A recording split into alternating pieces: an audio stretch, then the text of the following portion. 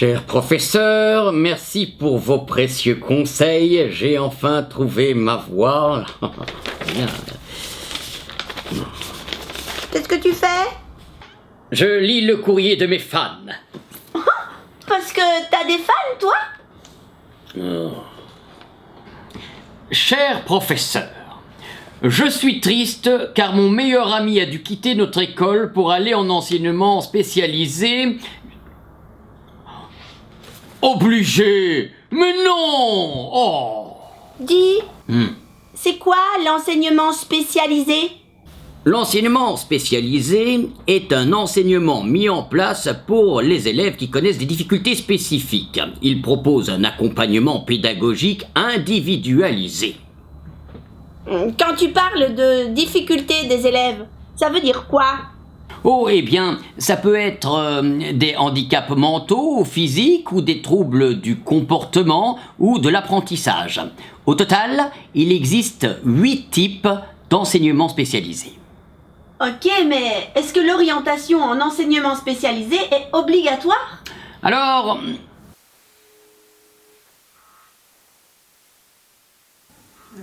Donc en fait j'ai été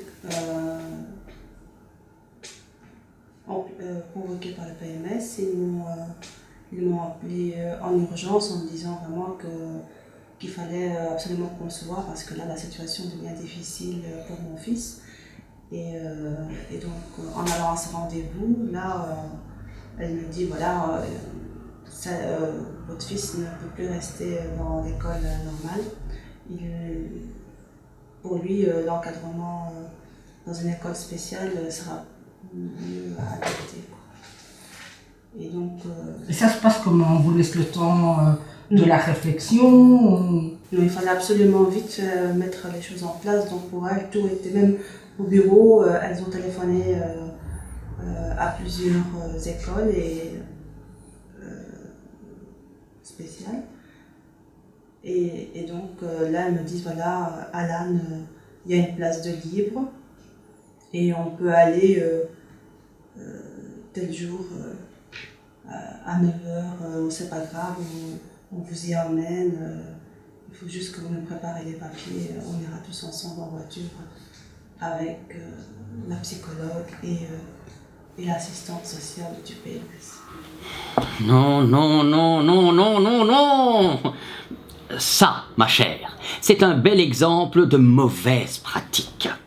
Le PMS émet un avis. Il ne peut en aucun cas contraindre l'inscription dans l'enseignement spécialisé. Les parents restent les seuls à décider de l'éducation qu'ils souhaitent pour leur enfant. Tu crois que ça arrive que des enfants se retrouvent en enseignement spécialisé alors qu'ils n'en ont pas besoin? C'est malheureusement une réalité. Il existe des statistiques montrant que de nombreux jeunes de milieux défavorisés se retrouvent redirigés vers l'enseignement spécialisé. Pour ces élèves, cette orientation serait donc plus une question de relégation qu'une question de besoin. Quand on sait que seuls 11% des élèves issus de l'enseignement spécialisé obtiennent leur CEP, il y a de quoi s'inquiéter. Avec toutes ces histoires, ça doit pas être facile pour les parents de choisir. C'est à eux d'évaluer les avantages et inconvénients et de voir si l'enfant en est là ou là dans ses difficultés. Il ne faut pas oublier que l'enseignement spécialisé peut être d'une grande aide aux jeunes qui ont besoin d'un encadrement renforcé et personnalisé. Et si jamais un élève du spécialisé veut retourner dans l'enseignement ordinaire, c'est possible? Oui, bien sûr, mais ce cas de figure est très rare.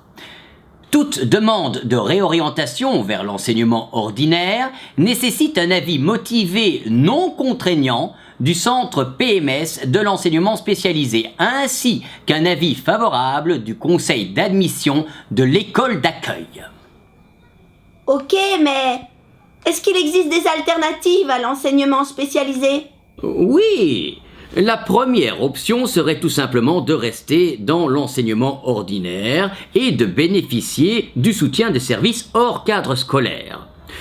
Une autre solution pourrait être l'intégration scolaire. Elle permet à l'élève de poursuivre sa scolarité dans l'enseignement ordinaire tout en bénéficiant du soutien d'une école de l'enseignement spécialisé. Bon, tu m'excuseras ma petite Marie-Dounia, mais j'ai du courrier qui m'attend.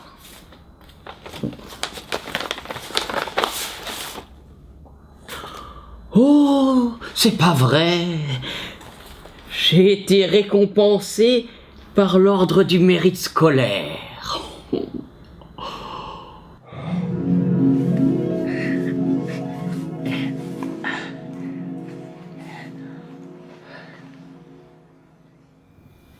Que ce soit pour des demandes ordinaires ou spécialisées, il y a beaucoup d'associations qui peuvent vous accompagner. Alors, n'hésitez pas à vous faire aider, hein ?